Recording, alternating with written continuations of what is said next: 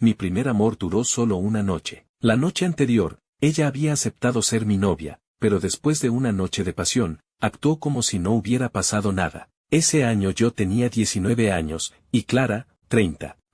Tuve un accidente de coche. El coche me lo había prestado Clara. El médico dijo, menos mal que era un coche de lujo. Con la velocidad que llevabas, si no, estarías muerto o lisiado. Para celebrar mi alta del hospital, Clara me llevó a un restaurante elegante y pidió el vino más caro. Luego me acompañó a casa. Estaba un poco borracho, pero mi mente estaba clara. De repente, me invadió una fuerza bruta y la derribé. Ya no quiero llamarte, hermana. Me gustas. Ella no se resistió. Se pegó a mi pecho. Hermano, estás borracho. No lo estoy. Hablo en serio. No somos hermanos de sangre. Quiero que seas mi novia. Su rostro se sonrojó ligeramente, haciéndola aún más encantadora. Pero tengo 30 años, 11 más que tú. No me importa. Solo dime, ¿aceptas ser mi novia? Lo que quieras, te lo daré. Lo de ser novios, déjalo por ahora. Mientras hablaba, sus labios se acercaban a los míos. Me faltaba el aire, pero aún así la aparté. Hablo en serio. No quiero un momento pasajero. Quiero estar contigo. Su rostro se enrojeció hasta las orejas, aún más conmovedor. Al ver que seguía indecisa,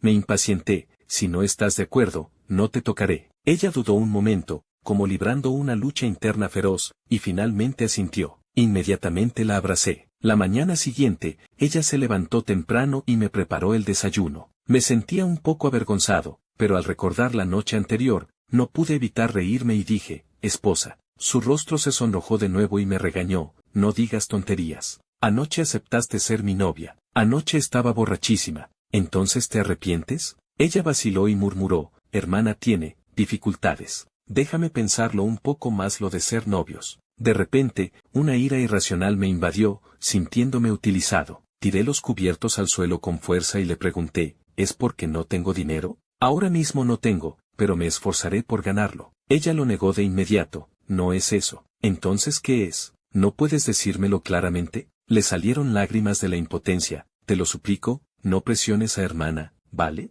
Si necesitas dinero, puedo dártelo, pero por favor no seas así. Mi orgullo estaba herido. Sonreí fríamente y pregunté, ¿me estás manteniendo? ¿Crees que estoy contigo por tu dinero? No, me malentiendes. Ya estaba furioso. Me vestí rápidamente y dije con dureza, bien, de ahora en adelante, tú a lo tuyo y yo a lo mío. No nos veamos más. Ella se acercó y me agarró, lloriqueando y suplicándome que no me fuera. Dijo que lo de ser novios podía hablarse poco a poco, que no le importaba que fuera pobre, sino que tenía sus propios problemas, y que esperaba que le diera tiempo para prepararse. En ese momento, mi ira me cegaba. No escuché ninguna explicación. Solté su mano y salí, cerrando la puerta de un portazo. 2. Mi encuentro con Clara había ocurrido solo 2 meses antes. Acababa de empezar la universidad. Había venido a esta ciudad para buscar a mi amiga de la infancia, mi primer amor del instituto. Pero cuando llegué, ella había desaparecido sin dejar rastro. Mi plan era simple, ahorrar dinero, recorrer el país si era necesario, encontrarla y preguntarle por qué se había ido tan cruelmente. Para ahorrar, en mi primer semestre ya tenía 2 trabajos a tiempo parcial. El primero era enseñar baloncesto a niños en un centro los fines de semana,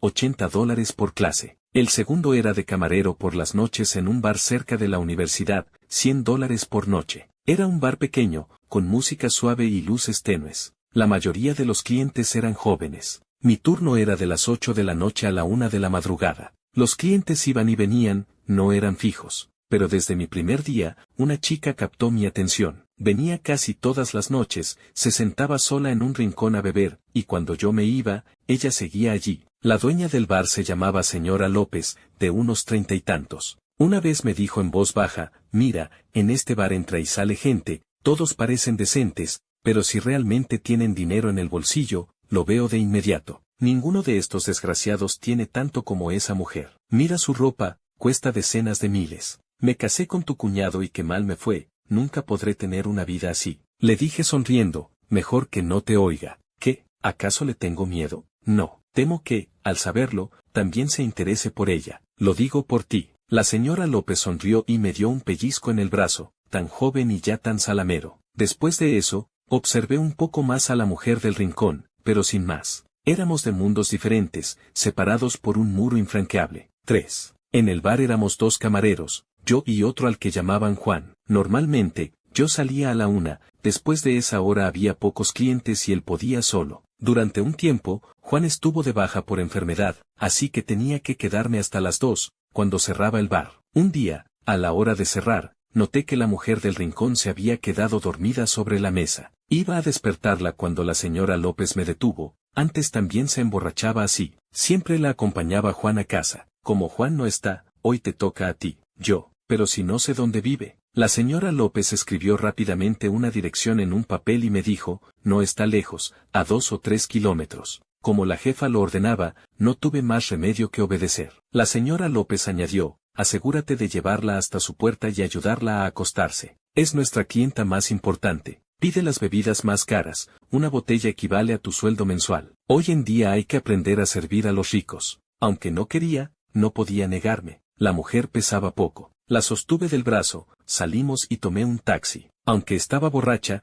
podía caminar tambaleándose, así que fue cooperativa. En el taxi, por primera vez la observé de cerca. Tenía la piel muy blanca y suave, una figura esbelta, y aparentaba unos 25 o 26 años. Sin duda, una belleza excepcional. Según la dirección, el taxi llegó a una urbanización de lujo. El guardia de seguridad nos bloqueó el paso. Bajé la ventanilla y expliqué la situación. Al ver a la mujer inconsciente en la parte trasera, el guardia nos dejó pasar de inmediato. Evidentemente, esto no era la primera vez. Su casa superó toda la imaginación de un provinciano como yo. Era una villa de 3 pisos, más un sótano. Además de ser enorme, la decoración interior era de un lujo extremo. Aunque no entendía de esas cosas, sabía reconocer la calidad. Mis padres, trabajando 10 vidas, nunca podrían comprar una casa así. Los $8 del taxi fueron el precio por ver cómo vivían los ricos. Ella seguía sin recuperar el conocimiento. La sostuve todo el camino hasta el dormitorio del 3er piso, le quité los zapatos y la arropé. Justo cuando me iba,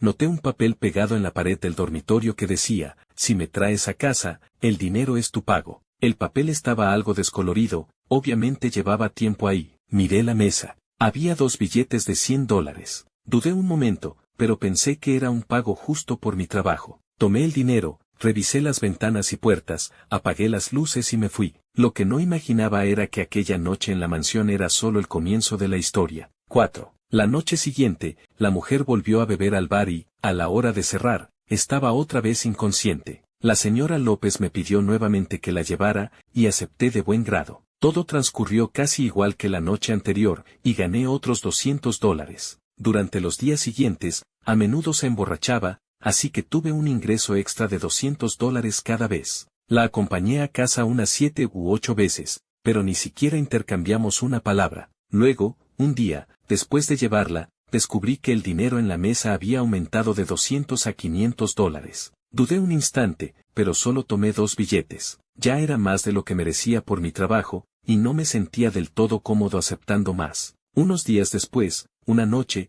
cayó un fuerte aguacero. Después de bajarnos del taxi, la ayudé como de costumbre hasta la cama. Noté que su ropa estaba algo mojada. Pensándolo mejor, decidí que sería mejor que se ocupara ella al despertar. Hacer más de lo necesario podía traer problemas. Como siempre, tomé $200 de la mesa, apagué la luz y me dirigí a la salida. Quieto. Era la primera vez que oía su voz. Suave, con un toque de seducción. Me di la vuelta y la vi con los ojos abiertos, recostada en la almohada y observándome. Me sentí perdido, temiendo que malinterpretara la situación, y me apresuré a explicar, estos días he sido yo quien te ha traído a casa. No te confundas, estás mojada por la lluvia, está lloviendo fuera. Si temes resfriarte, puedes darte una ducha caliente más tarde. Yo tengo que irme. Ven, acompáñame un rato a hablar. Había tomado el dinero y, además, me sentía culpable, así que no tuve más remedio que obedecer. Di unos pasos hacia adelante. Su mirada era sincera. Sonrió y dijo, no muerdo, ¿de qué tienes miedo? Pensé que estaba exagerando y me comportaba de forma extraña, así que me acerqué un poco más. ¿Eres estudiante? Sí,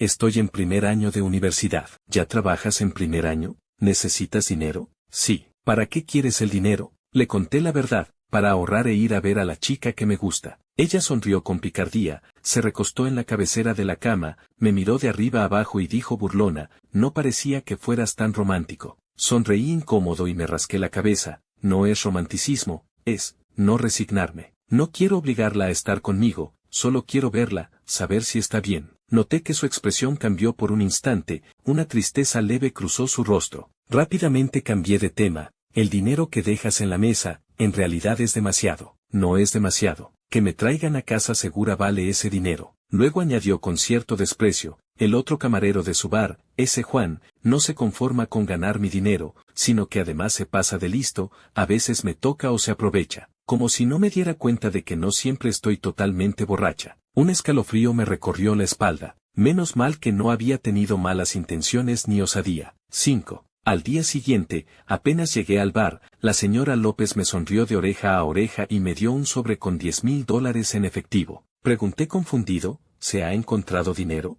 ¿O ha ganado la lotería? Bocazas. Me dio otro pellizco en el brazo. Tu benefactora acaba de hacer un pedido enorme, ha reservado $100,000 en licor, y ha especificado que la comisión de venta, el 10%, sea para ti. Estos 10,000 son lo que te corresponde. Me quedé atónito. Tomé el sobre con nerviosismo. La señora López dijo con una sonrisa maliciosa, esa chica tiene un patrimonio inconmensurable. Aprovecha la oportunidad. Si logras conquistarla, podrás vivir bien el resto de tu vida sin tener que sufrir este trabajo miserable. Quizás en el futuro yo tenga que depender de ti, y entonces no me digas que no me conoces. No seas un desagradecido. Se lo está imaginando, de verdad no la conozco. Quizás me ve honesto, y como el dinero lo gane quien lo gane, pensó en darme esta oportunidad. Eso ya no es asunto mío. Pero eres joven, no pienses tanto. Cuando tengas mi edad lo entenderás, el dinero es lo más importante. Una oportunidad como esta puede que solo te ocurra una vez en la vida.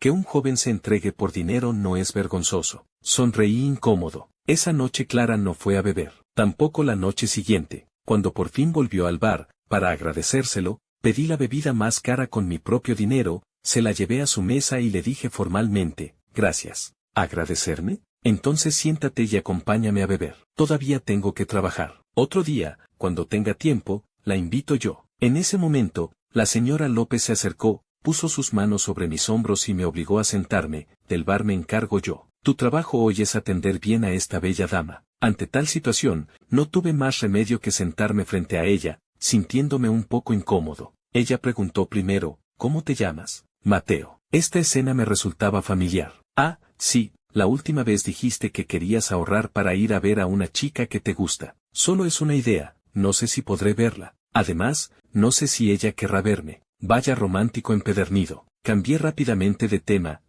¿Y cómo debo llamarla a usted? No hace falta tratarme de usted, suena muy formal. Me llamo Clara. Mejor llámame Clara. Y cuéntame, ¿cómo fue tu relación con esa chica? A mí me encantan las historias. No quería recordar esas cosas, pero ante mi benefactora, que además me había hecho un favor, no tuve más remedio que contarle brevemente mi experiencia, desde el instituto hasta ahora, y como mi amiga de la infancia había desaparecido sin razón aparente. Ella escuchaba atentamente, absorta en mi relato. Por alguna razón inexplicable, cuando llegué a la parte de la separación, comenzó a sollozar suavemente y se levantó para ir al baño. La señora López, que no perdía detalle, me miró preguntando con los ojos qué había pasado. ¿Y yo qué iba a saber qué le ocurría? ¿Sería que mi historia era demasiado conmovedora? La señora López me lanzó una mirada de advertencia. Si no calmaba a la clienta, me las vería con ella. Cuando Clara volvió, todavía tenía los ojos rojos y me dijo, eres muy joven, y a mí me hacía falta un hermanito. ¿Cómo congeniamos bien? ¿Qué te parece si te adoptó como mi hermanito? Cuando dijo que le hacía falta un hermanito, en ese momento no le di mayor importancia. Fue mucho después cuando entendí lo que significaba. Ante la bondad inesperada de una desconocida, me sentía receloso y no sabía qué quería realmente.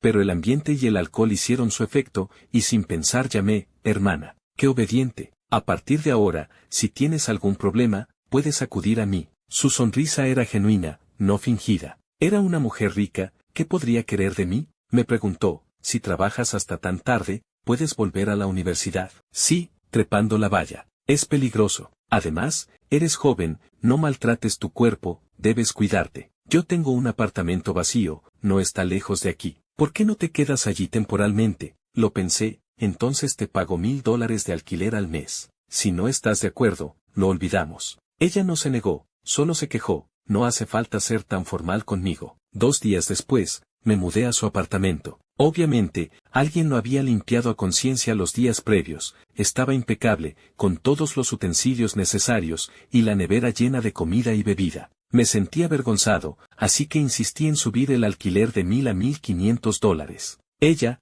al no poder disuadirme, aceptó. En una conversación, también supe que ese año cumplía 30 años, y no los 25 o 26 que aparentaba. Sin duda, parecer más joven es una característica de las mujeres bellas. 6. A partir de entonces, Clara frecuentó nuestro bar con mayor asiduidad, pero a diferencia de antes, nunca volvió a emborracharse hasta perder el conocimiento, ni necesitó que la llevara a casa. Nunca interrumpía mi trabajo, solo me llamaba para tomar una copa cuando no estaba ocupado. Después del trabajo, generalmente compartíamos un taxi, primero la llevaba a su casa y luego yo volvía al apartamento. El cambio sutil en nuestra relación ocurrió 15 días después. Un fin de semana, habiendo trabajado hasta muy tarde la noche anterior, me desperté a las 3 de la madrugada. Al levantarme por la mañana, descubrí que en la mesa había un desayuno abundante preparado, y además, la ropa interior y los calcetines que había dejado en el baño estaban lavados y tendidos. Era la segunda mujer, después de mi madre, que me lavaba la ropa interior.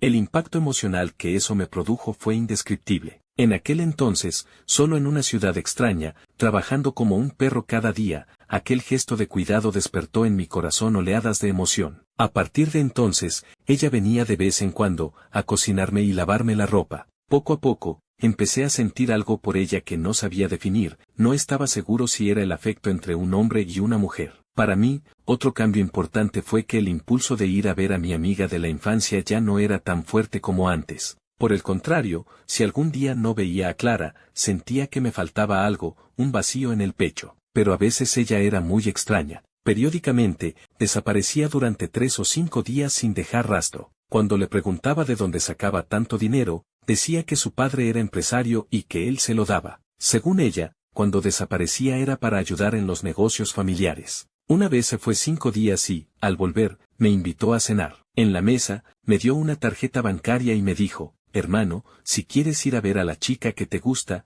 yo te apoyo. Aquí hay $200,000, si no es suficiente, pídeme más. No esperes, si dejas escapar a una buena chica, no la recuperarás. Rechacé en el acto: si voy a ir, será con mi propio dinero. Finalmente, ella no insistió. 7. Los cambios en las relaciones humanas a menudo requieren un detonante. Para mí, ese detonante fue un accidente de coche. Acababa de sacarme el carné de conducir y estaba obsesionado. Siempre que tenía tiempo, alquilaba un coche y recorría la ciudad sin rumbo. Cuando Clara se enteró, me llamó a su urbanización. En el garaje subterráneo había 2 coches de alto valor, pero ambos estaban cubiertos de polvo. Era evidente que nadie los usaba desde hacía tiempo. Me dijo: yo conduzco mal y además me gusta beber, estos coches aquí solo acumulan polvo. Elige uno, y así cuando yo necesite que me recojas, no será en vano que lo uses. En aquel momento, mi obsesión por conducir era tal que no podía apartar la vista de los coches, así que elegí el relativamente más barato. Pero aunque lo dije,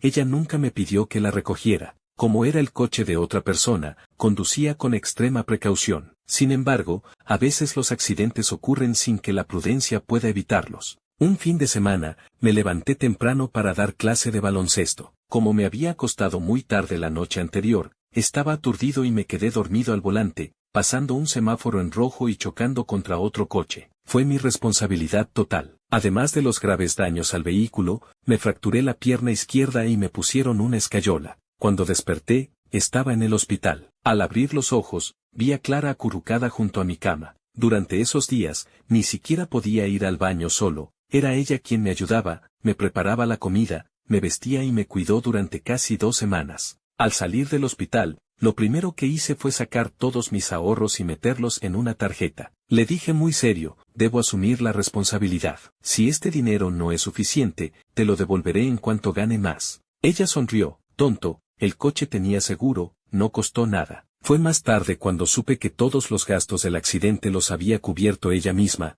El seguro había expirado hacía tiempo. El día del alta, me llevó a un restaurante de lujo, bebimos durante la cena, ambos un poco achispados. Luego fuimos a otro bar y, desoyendo las indicaciones del médico, me emborraché por completo. Esa noche fue ella quien me llevó a casa. Y entonces ocurrió lo del principio: quise que fuera mi novia, y ella, aprovechando la borrachera, aceptó. pero al día siguiente se echó atrás. En aquel momento estaba realmente enfadado, no entendía por qué se negaba. Después de todo, aún no tenía 20 años, era ingenuo respecto a muchas cosas, y naturalmente, cuanto más lo pensaba, menos lo entendía. 8. Los días siguientes, ignoré sus llamadas y mensajes. Incluso pedí vacaciones en el bar, solo para no verla. Primero, estaba enfadado con ella. Segundo, quería presionarla. En realidad, en mi corazón, ella ya ocupaba un lugar importante. Había despertado sentimientos reales en mí, pero que mi primera relación durara solo una noche era algo que no podía aceptar. ¿Por qué no quería aceptarme? ¿Había alguna razón además de que no tuviera dinero? No lograba entenderlo, y sumado a mi enfado, seguía ignorándola. Me llamó durante 3 días seguidos, y no contesté, pero después de eso, de repente dejó de contactarme. El primer día no pasó nada, pero tras 2 días más de silencio, empecé a preocuparme. ¿Se había rendido? ¿De verdad me ignoraba? Antes de conocerla, nunca hubiera aceptado a una mujer 11 años mayor que yo. Jamás. Pero a veces, cuando encuentras a la persona que consideras correcta, la edad deja de importar. Pensándolo bien, a veces no solo la edad, sino incluso el género pierden importancia. Esos 2 días, no podía pensar en otra cosa que no fuera ella. Finalmente, no pude contenerme. Era otro viernes, encargué un ramo de flores con antelación y fui a buscarla para aclararlo todo. Ya estaba dispuesto a ceder, a darle espacio y tiempo para que intentara aceptarme. Ese día me vestí con cuidado, me lavé el pelo antes de salir y fui a su urbanización. Como había ido muchas veces, ya conocía al guardia de seguridad de la entrada y le pregunté, «Abuelo, ¿ha salido Clara?» El guardia, un anciano, echó un vistazo al ramo que llevaba, me hizo una señal con la mano para que entrara en la garita y dijo, «Chico, ¿estudias?» «Sí, en la universidad. Llevo media vida de guardia de seguridad. Eres joven, como mi hijo, y te voy a dar un consejo. Escucha, si tiene sentido, hazme caso, si no, piensa que es un viejo diciendo tonterías. Dígame, chico, con algunas mujeres es mejor jugar y ya está, no te tomes las cosas en serio. Esa gente no es para que tú la manejes, si te descuidas, podrías acabar sin un brazo o una pierna». Me sentí confundido. «Abuelo, dígamelo claramente». El anciano miró las cámaras de vigilancia, suspiró y dijo, «Nada, nada. No ha salido, puedes pasar». En ese momento, estaba ansioso, no entendí sus palabras y, en mi prisa, no reflexioné más. Entré rápidamente en la urbanización. Llegué a la puerta de su casa, me ajusté la ropa, escondí las flores detrás de la espalda y toqué el timbre. Al cabo de un rato, la puerta se abrió desde dentro. Quien abrió fue un hombre de mediana edad, corpulento, de unos 50 y tantos años, de aspecto elegante y con gafas de montura dorada. ¿A quién busca? Mi primera reacción fue pensar que era el padre de Clara. Sabía que ella probablemente no me había mencionado ante su padre, así que, rápido de mente, dije, «Soy de la floristería. ¿Usted pidió un ramo de flores?» «Vine a entregarlo». Él miró las flores que llevaba y pareció confundido. En ese momento, Clara apareció en lo alto de la escalera, detrás del hombre. Llevaba un maquillaje impecable, zapatos de tacón alto, y su figura esbelta se veía perfecta. Pude ver la sorpresa y el pánico en sus ojos, totalmente fuera de control. Evidentemente, no esperaba mi visita. El hombre se volvió y preguntó, «¿Tú pediste las flores?» «Sí, las compré yo». Luego me miró a mí y dijo con un tono forzado, «¿Hoy te has retrasado tanto? ¿Acaso yo había ido a entregar flores?» Improvisé rápidamente, «Hoy hubo mucho trabajo en la tienda, se retrasó la entrega, lo siento mucho». El hombre frunció ligeramente el ceño, me miró de arriba abajo y, sin decir nada más, sacó $500 y me los tendió, «Gracias por el esfuerzo». Si aceptaba ese dinero, no podría levantar la cabeza en toda mi vida. Ya empezaba a percibir que la relación entre ellos no era normal, pero no estaba seguro de qué secreto había detrás, así que no extendí la mano para tomar el dinero. En su lugar, sonreí y dije, «Las normas de nuestra tienda prohíben aceptar propinas. Si no hay nada más, me retiro». Pude ver en los ojos de Clara un alivio inmediato, mezclado con inquietud, pero en el momento en que me di la vuelta, un frío me recorrió el corazón, como si cayera a un abismo helado. Al regresar, mi mente era un caos. Quería esperar a que ella me diera una explicación, pero esperé todo el día y no se puso en contacto. No podía aguantar más, así que la llamé, pero solo escuché el tono de ocupado. Decidí investigar por mi cuenta. Compré algo de tabaco y alcohol y volví a la urbanización. Encontré al guardia anciano. Después de darle los regalos, su actitud cambió radicalmente,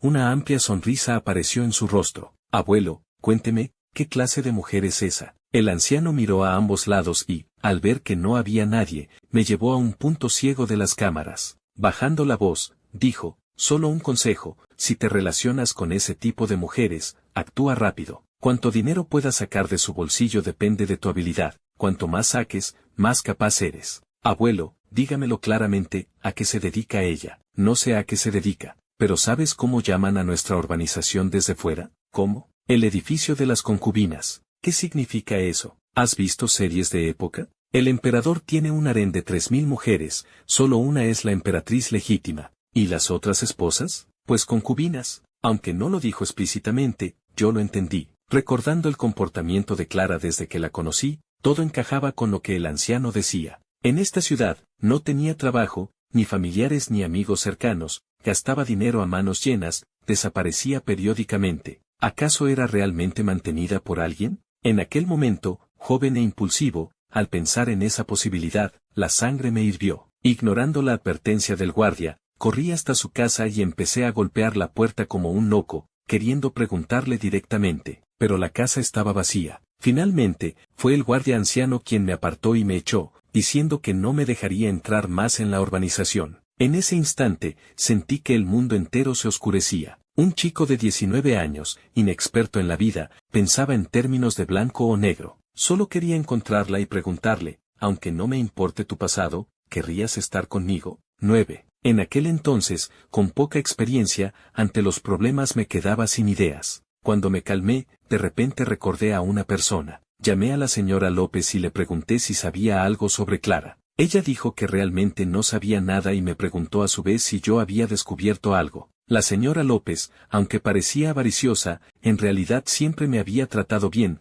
así que le conté la verdad y le pregunté si había alguna forma de averiguar algo sobre Clara. La señora López guardó silencio un momento y luego me dijo, he visto a muchas mantenidas, pero ninguna como Clara, tan generosa. Y no solo eso, regala villas, regala coches de lujo. Si no me equivoco, ese hombre debe ser extremadamente rico. Un magnate de ese nivel seguramente se puede encontrar en Internet. Fue como si me despertara de un sueño. Colgué y me conecté de inmediato. La búsqueda fue ardua. Empecé por los magnates de la provincia, pero no encontré a nadie que coincidiera. No me rendí, amplié el rango de búsqueda y finalmente encontré la verdad en la lista de los más ricos de la provincia vecina. El hombre de las gafas doradas se llamaba Enrique, y era uno de los 3 principales empresarios en el ranking de esa provincia. Sus empresas abarcaban muchos sectores, y su fortuna era astronómica. Comparado con alguien así, ¿qué era yo? Mi estado de ánimo, ya en el fondo del abismo, cayó aún más, aplastado profundamente en el polvo. Pero no estaba dispuesto a rendirme sin una explicación clara. Tenía que encontrarla y preguntarle. 10. Todavía no lograba contactar con Clara.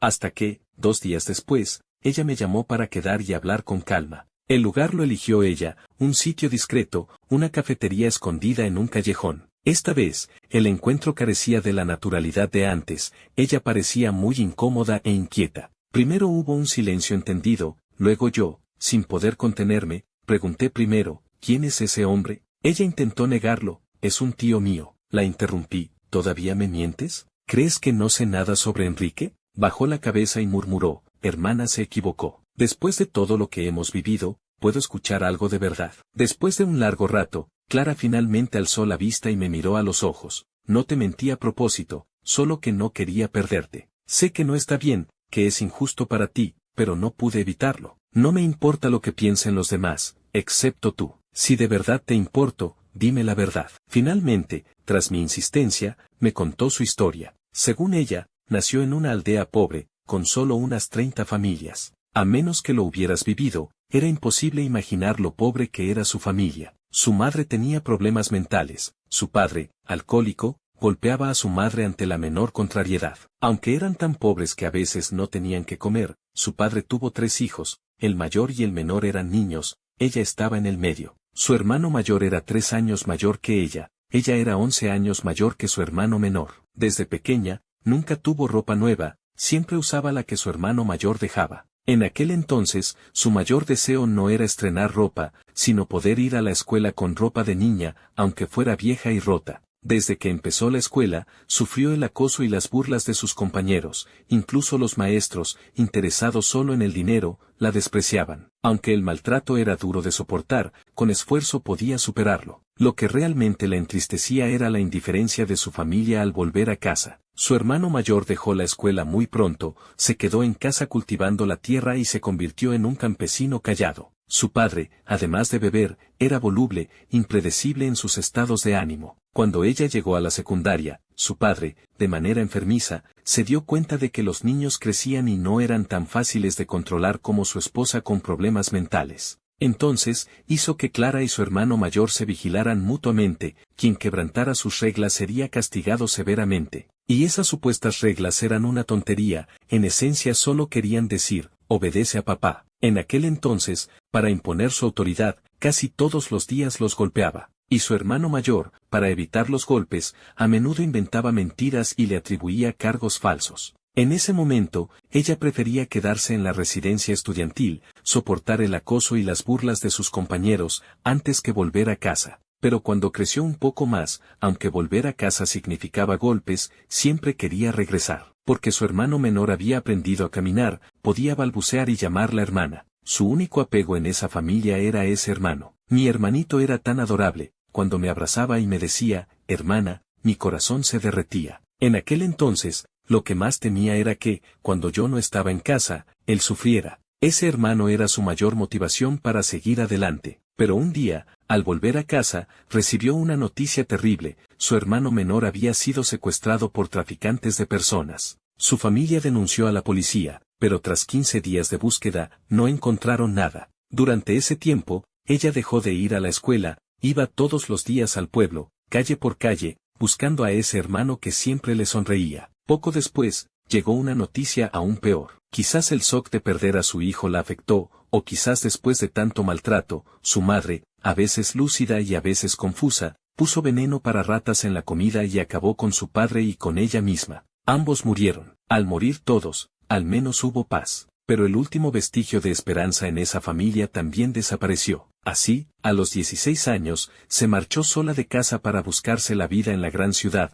con la esperanza, quizás, de que el cielo le permitiera ver a su hermano una vez más. Por ser menor de edad, ninguna empresa formal quería darle trabajo. Por suerte, era guapa y un estudio fotográfico la contrató como modelo. Así estuvo 3 años. Luego conoció a otra persona que cambiaría el curso de su vida. Daniel. Era fotógrafo, joven y apuesto, con un flequillo largo que le cubría los ojos, y muy elegante cuando trabajaba. Ella se enamoró de él, y él de ella. Entre un hombre y una mujer, esas cosas pasan pronto, y rápidamente comenzaron una relación. En aquel entonces, el sueño de Clara era no vivir como sus padres. Su deseo era ahorrar dinero, comprar una casa, ser una buena esposa y madre, lavar y cocinar para él, y tener 2 hijos. Al llegar a este punto, ya tenía los ojos llenos de lágrimas. Debo haber hecho algo imperdonable en mi vida anterior, por eso el cielo envía gente para castigarme. No mucho después, quedé embarazada y le propuse casarnos. Pero Daniel, diciendo que debía priorizar su carrera, me pidió que abortara. Yo lo amaba tanto, me preocupaba por su futuro, así que le hice caso. En unos años, aborté 5 veces. Al decirlo, su voz era tranquila, pero sus manos temblaban incontrolablemente. En el último aborto, mi cuerpo finalmente se quebró, y desde entonces no pude volver a tener hijos. En ese entonces, ya llevaba un tiempo sin trabajar, mi día a día era lavar y cocinar para él. Luego, empecé a notar claramente un cambio en su actitud hacia mí, y una vez incluso encontré pruebas de que me era infiel, pero fingí no darme cuenta. Sabía que él solo jugaba fuera, que cuando se cansara volvería a mí. Finalmente, cumplí 25 años, y Daniel también quería estabilidad. Nos preparamos para casarnos. No me equivoqué, Daniel realmente me amaba, incluso sabiendo que no podía tener hijos, quería casarse conmigo. Pero entonces intervino su madre. Dijo, si una gallina no puede poner huevos, ¿para qué sirve? Así me echaron, y una vez más me quedé sin nada. En aquel entonces quise morir, ahogaba mis penas en alcohol todos los días, y fue entonces cuando me aficioné a la bebida. Así pasaron los años. Cuando cumplí 28, conocí al señor Enrique. Él era bueno conmigo, me pidió que fuera su amante. En ese momento, ya no confiaba en nada excepto en el dinero. Desde pequeña, solo el dinero no me había traicionado ni abandonado. Pero cuanto más mayor me hacía, más ansiedad sentía. La belleza es efímera, no me conformaba con ser solo una amante, quería ascender. Pero los hombres ricos nunca carecen de mujeres bellas a su alrededor. En su estanque criaba muchos peces ornamentales como yo. Durante 2 años, los fui eliminando uno a uno, hasta que el estanque quedó limpio. Solo quedaba una amenaza mayor, su esposa legítima, una mujer mayor. Para enfrentarme a esa mujer, usé muchos recursos, contraté a alguien para que la siguiera, y finalmente descubrí su secreto. Llevaba tiempo teniendo una relación con un joven asistente. Conseguí que tomaran fotos. Cuando el señor Enrique lo supo, se enfureció y finalmente decidió divorciarse. Y yo podría reemplazarla, convertirme en la nueva señora legítima. Después de tantos años de esfuerzo, por fin estaba a punto de lograrlo, la victoria estaba al alcance de la mano. Al escuchar esta historia, exhalé un largo suspiro y pregunté, ¿cada vez que desaparecías, era para enfrentarte a esas mujeres? Asintió y dijo, sí, no quería que vieras mi lado más oscuro. La persona que soy al enfrentarme a esa gente es detestable. Solo frente a ti, vivo con más autenticidad y soy más feliz. Le pregunté, ¿el dinero es realmente tan importante? Tonto, claro que es importante. Sin dinero, ¿qué más puede darme seguridad? Nunca he sentido nada por el señor Enrique, pero tú eres diferente. Hermana, desea sinceramente que te vaya bien, que seas feliz, que no te contamines con la suciedad de este mundo. De repente, me agarró la mano y dijo emocionada, que el cielo me haya hecho encontrarte en este momento es una broma del destino. En ti se combinan la imagen de mi hermano perdido y la de Daniel, quien me abandonó. La primera vez que me llamaste, hermana, mi corazón saltó. Me enamoré de ti. Te juro que nunca usé contigo las artimañas que uso con esas mujeres.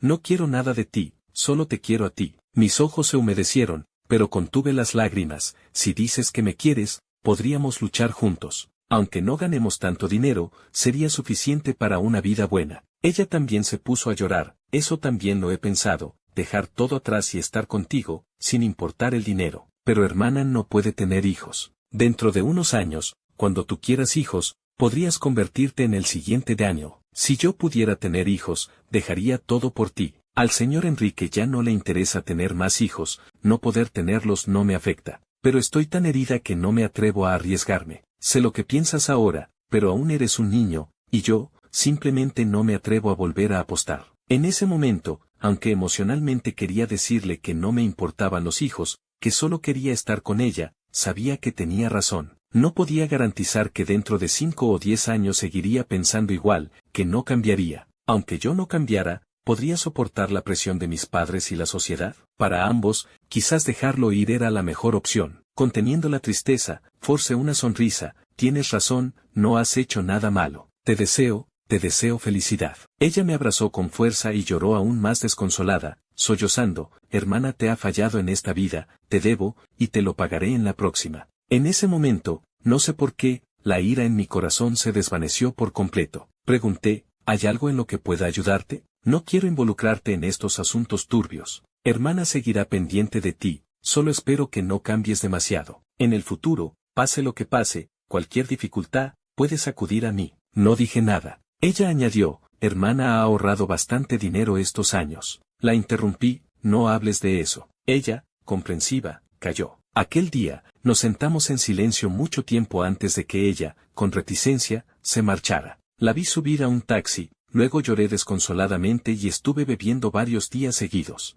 2 semanas después, tropecé por casualidad con una noticia cuyo titular era, magnate se divorcia entre gran revuelo, la amante lleva a la esposa legítima al suicidio. Los protagonistas eran Enrique y Clara. Este reportaje, publicado por un periódico local, desató de inmediato un gran escándalo. Casi todo el mundo criticaba a Clara. El artículo, de un periodista de un medio pequeño, describía en detalle el proceso de divorcio del magnate Enrique. Clara aparecía como la tercera en discordia que lograba derrotar a la esposa legítima, retratada claramente como la amante. Pero lo que realmente generó controversia fue que, tras los hechos, la esposa legítima se suicidara saltando desde un edificio. Esto convirtió un escándalo de la alta sociedad en noticia de portada. El periodista no solo señalaba que el comportamiento de Clara como amante era inmoral, sino que también revelaba muchos detalles oscuros de su pasado. Según el periodista, Clara, durante sus años de estudiante, no era una buena alumna y se juntaba con jóvenes problemáticos. Poco después de dejar la escuela,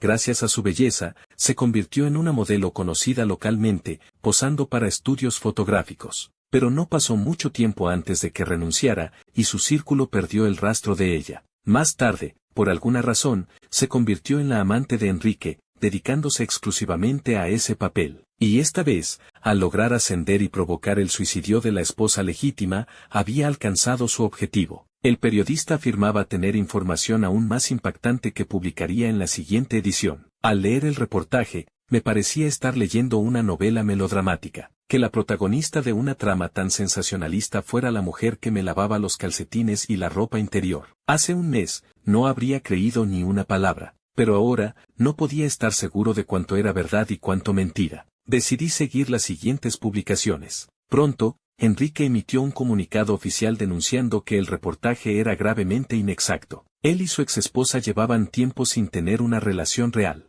Además, publicó fotos de su exesposa con su asistente, bastante explícitas. Originalmente, planeaban divorciarse amistosamente, pero ella, incapaz de soportar la presión, optó por saltar. Expresó su profundo pesar por la muerte de su exesposa, pero afirmó que su relación con Clara no se vería afectada. También enfatizó que ya había tomado medidas legales contra ese tipo de medios irresponsables. Pero la historia pronto dio un giro inesperado. A la mañana siguiente, ese periódico anunció el despido del periodista y se disculpó públicamente con Enrique. Declararon que no harían más seguimiento al caso. En la sociedad se desató una ola de críticas, acusando a Enrique de usar su poder económico para controlar al periódico. Pero por mucho que se quejaran, ningún otro medio volvió a comentar el asunto. Ante este giro de los acontecimientos, se me ocurrió otra posibilidad. ¿Podría ser que toda esta obra fuera orquestada por la misma Clara? Quizás ella misma filtró la información, con algún plan oculto. Sin ese reportaje, Clara, aunque ascendiera, solo sería una amante que logró casarse. ¿Y quién podía garantizar que, cuando envejeciera, Enrique no la abandonaría con la misma crueldad? Pero con el reportaje, la situación era diferente. Ahora el asunto era conocido por todos, un escándalo público. Al hacerse tan mediático, incluso si Enrique algún día se cansara y quisiera deshacerse de ella, para proteger su imagen y reputación, no se atrevería a cometer la misma infamia por segunda vez. La presión de la opinión pública, aunque dirigida contra Clara, también se convertía en su escudo. Si mi suposición era cierta, la astucia de esta mujer iba mucho más allá de lo que imaginaba. Una mujer sin estudios, aparentemente frágil, poseía una habilidad para manipular las situaciones tan profunda. Recordé algo. Si quería entender la verdad detrás de todo esto, debía ir a su pueblo natal, comprobar la veracidad de lo que me había contado. Había visto una copia de su documento de identidad en su coche y recordé la dirección. 12. Siguiendo la dirección, llegué a una aldea remota y empobrecida.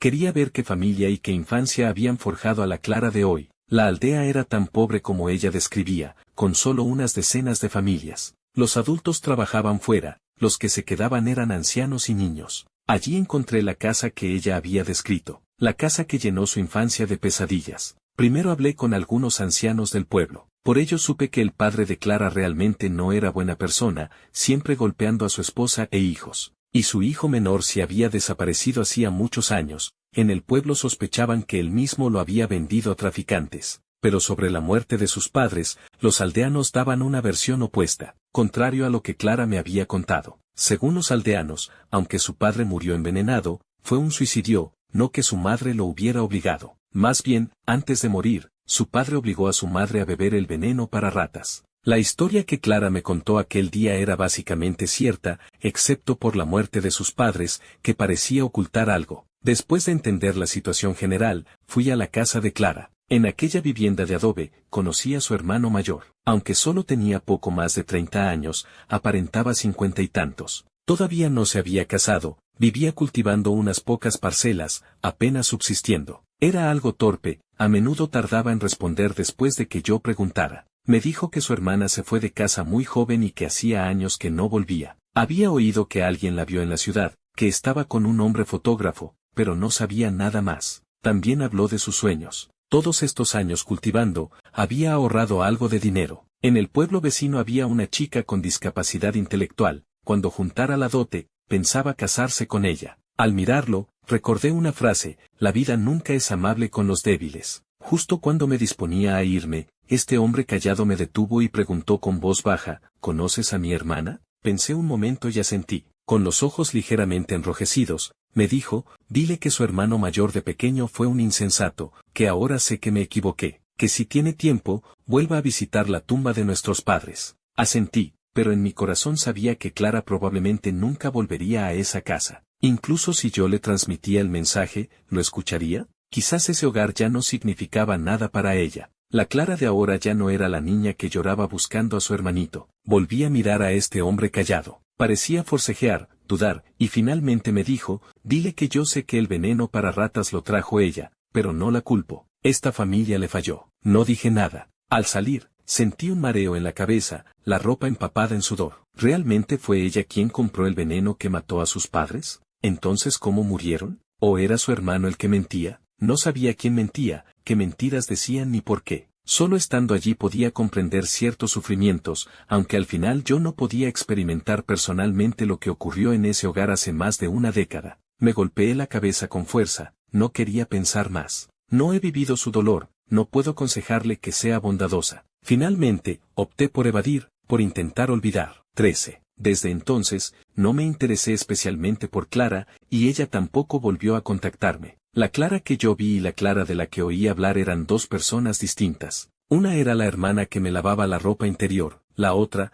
una amante calculadora y despiadada. No podía distinguir cuál era la verdadera Clara. Ella no fue la primera mujer que amé, ni sería la última. Mi amor ya no era en blanco y negro, tampoco era del tipo solo puede ser ella. Sabía claramente que al perderla, sentiría tristeza, dolor, pero todo tendría un límite, quizás después de 10 botellas de licor, o tal vez solo 5. Esta relación que duró solo una noche me hizo entender una cosa. La vida es como un gran banquete, el amor es solo un condimento. Añadirlo en diferentes momentos da distintos sabores, pero al final, el condimento no es imprescindible. Y así fue. Pronto superé la sombra de este amor. De hecho, un hombre en diferentes etapas de su vida puede amar a mujeres distintas. Unos amores duran mucho, otros poco, unos son intensos, otros se olvidan rápido. El tiempo cura las heridas, pero a menudo nos atormentamos a nosotros mismos. La gran mayoría de nosotros no sufre hasta la muerte por un desamor. Amar en exceso hace que los días sin amor sean un infierno. Ya no me entrego por completo en cada relación, pero al comenzar cada amor, me entrego con seriedad y dedicación. Por supuesto, si en la vida solo amas a una persona, y ese amor dura toda la vida, entonces enhorabuena, eres extraordinario y has sido bendecido por el cielo. Epílogo. En la aldea remota y empobrecida. Poco después de que Mateo se fuera, Clara regresó. En el pueblo había llovido, los caminos estaban embarrados, era fácil que el coche se atascara en el lodo. Clara estacionó el coche a la entrada del pueblo, se quitó los zapatos, se remangó los pantalones y caminó bajo la lluvia hacia la casa de adobe. Un poco de lluvia no era nada. Cuando era niña, incluso bajo aguaceros torrenciales, tenía que cargar zapatos de goma 3 tallas más grandes, vestir la ropa vieja de su hermano y caminar kilómetros para ir a la escuela. Ahora solo se había vuelto rica, pero no delicada, todavía podía soportar un poco de incomodidad. Afuera de la casa, su hermano estaba agachado en la entrada, fumando tabaco barato, esperando ansioso. Hermano, he vuelto, añadió un de nuevo porque,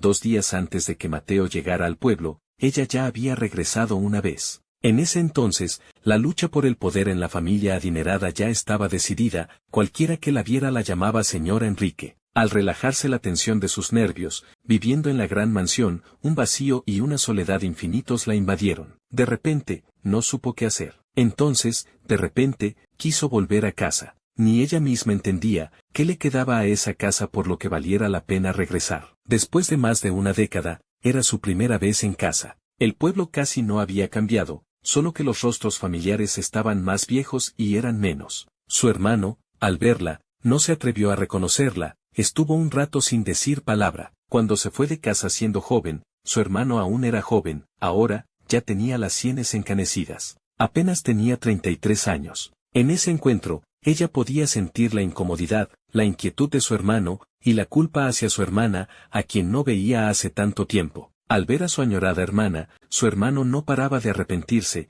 diciendo que de joven fue un insensato, que no debió tratarla así. En ese instante, años de resentimiento y sufrimiento se desvanecieron ante el sollozo de su hermano. Mi hermana ha vuelto a casa. La sangre es más espesa que el agua. Le dijo a su hermano que ahora tenía mucho dinero, que podía llevarlo a la ciudad a vivir con ella, a disfrutar. Pero este hombre, al fin y al cabo honesto, negó con la cabeza repetidamente. Dijo que estaba acostumbrado a vivir en su tierra, que si se iba, los campos se abandonarían, que no se iría. Ella entendió que su hermano temía afectar su vida, que al final se sentía culpable. No insistió. Al oír que su hermano quería casarse con la chica discapacitada del pueblo vecino, no se opuso. El matrimonio, al fin y al cabo, es para hacer vida juntos, lo importante es que sea adecuado. Le prometió a su hermano que, cuando celebrara la boda, ella, como única familiar de la parte del novio, estaría presente. También le pidió a su hermano que tratara bien a su futura esposa. Ningún encuentro está predestinado, si por casualidad lo conseguía,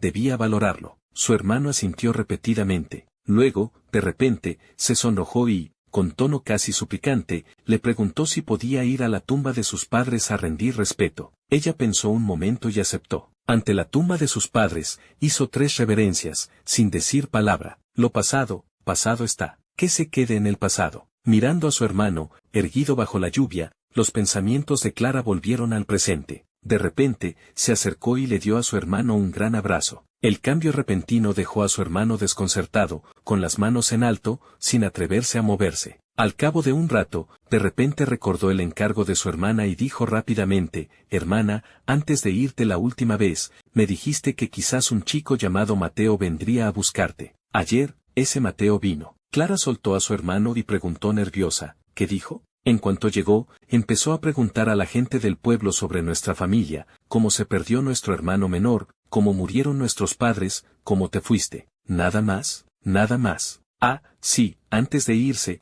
seguí tus instrucciones y le dije que el veneno para ratas que mató a nuestros padres lo habías comprado tú». Su hermano parecía incómodo, evitando la mirada de su hermana. «Esto pasó hace tanto, nuestros padres llevan muertos muchos años, déjalo así». De hecho, que su hermano le contara eso a Mateo fue idea de Clara. Ella había intuido desde el principio que, una vez publicado el reportaje, Mateo probablemente iría al pueblo en busca de su pasado. La última vez que se vieron en la cafetería, ella le contó su historia, diciendo la verdad, excepto sobre la muerte de sus padres. En realidad, tampoco fue mentira. En aquel entonces, su madre tenía graves problemas mentales, a veces lúcida, pero la mayoría del tiempo confusa. En una de sus raras lucideces, su madre le pidió a Clara que comprara veneno para ratas en la ciudad. Ella no pensó mucho, creyendo que su madre quería matar ratones. Así que trajo el veneno, pero para su sorpresa, su madre se lo dio a su padre a beber, y luego bebió lo que quedó. Antes de morir, su madre solo le dijo: «Mamá les ha fallado. No dejes que este viejo desgraciado les cause más problemas». Cuando sus padres murieron, solo ella estaba presente y conocía la verdad. Pero cuando la policía interrogó, mintió. Dijo que su padre había envenenado a su madre. La razón era simple: no quería que su madre cargara con el estigma de asesina. Si alguien debía llevar esa culpa, que fuera su padre. Por eso, en el pueblo todos creían que su padre había matado a su madre. Todos estos años, en realidad ella sabía que su hermano no era tonto. Él sabía claramente que el veneno lo había traído ella. Incluso podía sospechar que fue su hermana quien envenenó a sus padres. Pero durante todos estos años, su hermano se guardó esa sospecha. Para este hombre callado, guardar un secreto no era difícil. Al fin y al cabo, habían perdido a sus padres, perdido a su hermano menor, no quería perder también a su hermana. Aquel día, Clara le dijo a su hermano que si un tal Mateo llegaba a la casa, sin importar si preguntaba o no, le dijera que el veneno lo había traído ella. Hacerlo así respondía a un plan oculto en su corazón. Imaginemos, cuando Mateo supiera esto, ¿cómo la vería? ¿Pensaría que era una asesina? ¿Una niña que mató a sus padres, que para casarse con un magnate llevó al suicidio a la esposa legítima? Él la imaginaría como una mujer astuta, capaz de todo por lograr sus fines. Ella quería que Mateo la detestara. Solo así podría olvidarla más rápido, superar pronto ese absurdo amor entre hermana y hermano menor. Ella sentía que le había fallado, no quería que se hundiera más. Incluso ahora, todavía lo amaba. En su vida, solo había amado a 2 personas, Daniel y Mateo. Esa época fue la última etapa antes de su matrimonio con el magnate. Todos los planes previos habían tenido éxito. En el momento crucial, no podía permitirse errores, pero Mateo irrumpió en su vida justo entonces. Y ella también se enamoró de Mateo. La primera vez que Mateo apareció en el bar, ella ya lo había notado, se parecía mucho a Daniel. Lo de que la llevara a casa, en realidad nunca estuvo realmente borracha, solo quería probar si ese muchacho haría algo mientras ella dormía. Al principio, fue solo por aburrimiento, para pasar el tiempo, distraerse, pero se equivocó en sus cálculos. Se había enamorado. Mateo era la combinación perfecta de su hermano perdido y de Daniel. Descubrió que se había enamorado de él. Antes, por Daniel, había elegido el amor sin dudar y terminó herida por todas partes. Ahora, ante una situación similar, tomó la decisión opuesta. Entre dos opciones, no se atrevía a equivocarse de nuevo. Si hubiera sido hace 10 años, habría elegido a Mateo sin dudar. Si todavía pudiera tener hijos, aunque dudaría, probablemente también elegiría a Mateo. Pero este año cumplía 30 años. Para alguien de su edad, la seguridad es más importante que la felicidad. Mateo representaba la felicidad, Enrique, la seguridad. Pero no esperaba que la esposa legítima se suicidara saltando. Aunque todos decían que ella la había llevado al suicidio, en realidad no fue así. Solo presentó las pruebas ante Enrique y dejó que él decidiera. Si la muerte de esa mujer tenía algo que ver con Enrique, ella no lo sabía, ni quería saberlo. Después de la muerte de la esposa legítima, inmediatamente concibió un plan. Sobornó al periodista de ese periódico, usando el reportaje para presionar a Enrique. Así, si algún día Enrique se relacionaba con otra mujer, ella podría obtener beneficios suficientes. De pie ante la vieja casa, Clara pensó de repente en su hermano menor, perdido durante tantos años. Si su hermano todavía estuviera vivo, probablemente tendría su propia vida. ¿Realmente sería bueno encontrarlo? Mateo solo tenía 19 años, ¿no era todavía un niño? Si su hermano viviera, tendría su misma edad, y probablemente sería como él, que amaba y odiaba con claridad. Y ella, a los 19 años, acababa de conocer a Daniel y supo lo que era el amor. 19 años, todo pasó. Hay que mirar hacia adelante. Volvió la cabeza hacia la cortina de lluvia y murmuró llorando, todos siguen siendo hermanitos. La lluvia caía, sollozando. Fin.